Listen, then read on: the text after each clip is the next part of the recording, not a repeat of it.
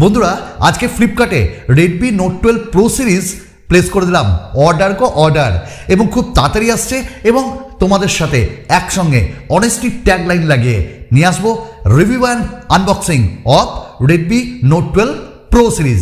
কিন্তু একটা কথা বলবো, ওয়েট করো না এই স্মার্টফোনটার জন্য, কারণ এর থেকেও কম দামে আসছে বাজেটে এই স্মার্টফোনের জম এবং তুখর হবে সেই ফোনটা। এবং এই ভিডিওতে তো বলবোই, সঙ্গে স্যামসাং আবার প্রমাণ করলো ভাই বাজেটে হিরো স্যামসাং। আর এই পুরো টেক আপডেটের ভিডিওতে আমি তোমাদের সাথে থাকবো, তোমাদের সুমনদা। তো চলো শুরু করা যাক। তো প্রথমেই বলি পোকোকে দিয়ে আরম্ভ করব। পোকো খুব ভালো দুটি স্মার্টফোন আনছে এবং সেটি এক্স সিরিজের আন্ডারে। একটা হলো পোকো X5 আর একটা হলো পোকো X5 Pro। কারণ এটা ইন্ডিয়ার BIS সার্টিফিকেশন সাইটে দেখা গেছে এবং লিস্টেড হয়েছে।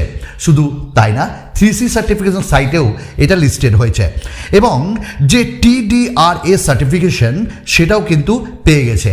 এই মাসে লঞ্চ হচ্ছে শেষের দিকে Poco X5 and Poco X5 Pro। দুটি তোমাদের ইম্পর্টেন্ট আপডেট দেবো।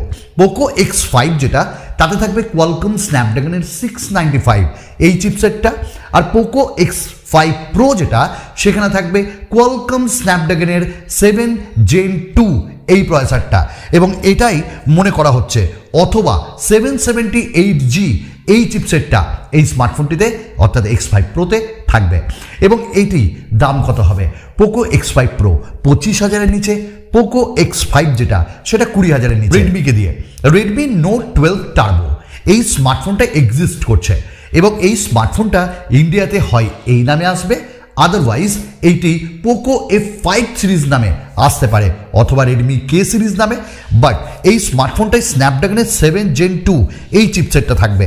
6.7 ইঞ্চেসের ফুল HD 120 হার্টসের OLED ডিসপ্লে থাকবে, 50:8:2 ক্যামেরা, 5500 mAh ব্যাটারি এবং 67 ওয়াটের ফাস্ট চার্জারও থাকবে।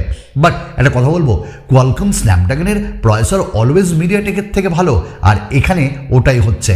সঙ্গে সনির IMX সেন্সার।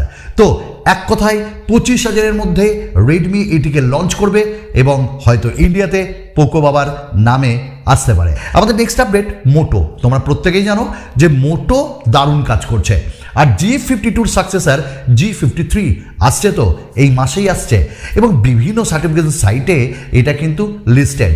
এবং সব থেকে বড় কথা, ইন্ডিয়ার BIS সার্টিফিকেশন সাইটে এইটা লিস্টেড হয়ে গেছে। বাট আপগ্রেডেশন পাবো আমরা 6.6 ইঞ্চেসের আমরা OLED ডিসপ্লে পাবো, 120 হার্টসের রিফ্রেশ রেটের সাথে। সঙ্গে আমরা এখানে 5000 mAh ব্যাটারিও পাবো এবং এখানে নাকি স্ন্যাপড্রাগনের 7 সিরিজের প্রসেসরও পাবো এবং সব মিলিয়ে ক্যামেরাও দারুণ হবে। তো এক কথায় এই স্মার্টফোনটির মডেল হলো XT2335 এবং খুব তাড়াতাড়ি আসছে অ্যান্ড্রয়েড 13-এর সঙ্গে। যদি দাম বলি, দাম মোটামুটি মনে করা হচ্ছে 25,000-এর নিচেই আসবে।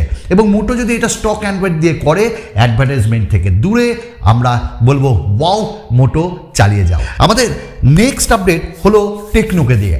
টেকনো তাদের ফ্যান্টম X2 Pro 5G এই স্মার্টফোনটা আনছে, লঞ্চ হচ্ছে এবং এর প্রিবুক যে আরম্ভ হয়ে যাচ্ছে এবং তার অফারও রিভিল হয়ে গেছে এবং এটি অ্যামাজন স্পেশাল।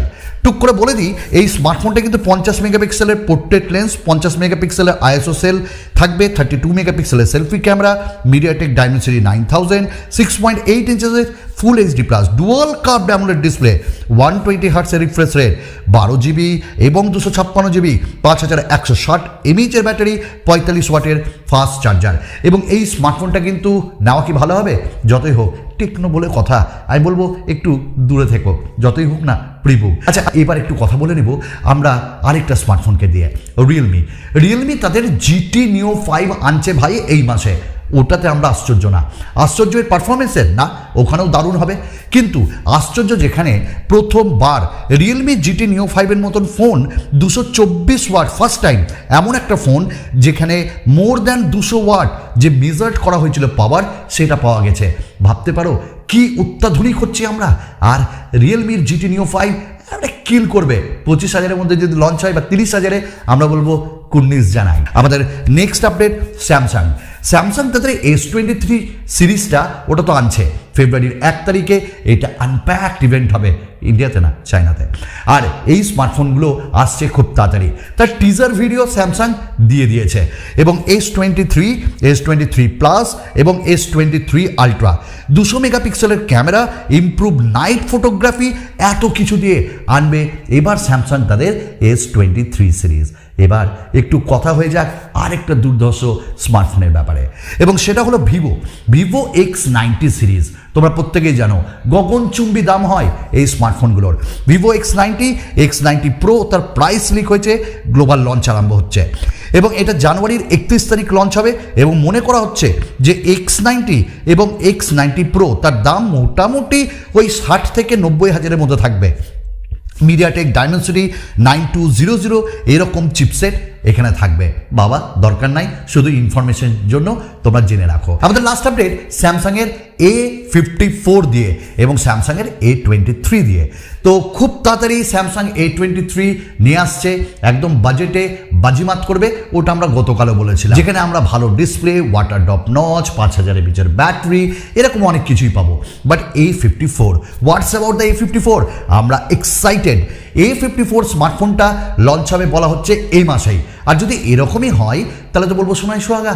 এবং এটা যদি এই মাসের শেষে হয়, A54 এই স্মার্টফোনটাই আমরা অ্যামোলেড ডিসপ্লে পাবো, 120 হার্জ রিফ্রেশ রেট এবং 6.6 ইঞ্চেসের ইন ডিসপ্লে ফিঙ্গারপ্রিন্ট স্ক্যানার, 5000 প্রায় এমএএইচের ব্যাটারি এবং 25 ওয়াটের fast charger, dual speaker, Dolby surround. এবার প্রশ্ন হলো এতে কি প্রসেসর থাকবে? অনেকে বলছে স্ন্যাপড্রাগনের 778G। ও বস, যদি এই প্রসেসর দিয়ে লঞ্চ করে স্যামসাং, আমরা বলবো ঢ্যান ঢ্যানা ঢ্যান ঢ্যান। আর এই স্মার্টফোনে অ্যান্ড্রয়েড 13 One UI এর মতন দারুণ দারুণ জিনিস পাবো। ব্যাস আজকে ছিল এইটুকুন।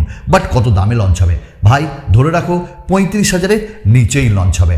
ব্যাস আর কি, আরও একটা নতুন ভিডিওতে তোমাদের সঙ্গে সকলের সঙ্গে দেখা হবে আরও একবার। তোমাদের এই সুমনদার, চলো বিদায়।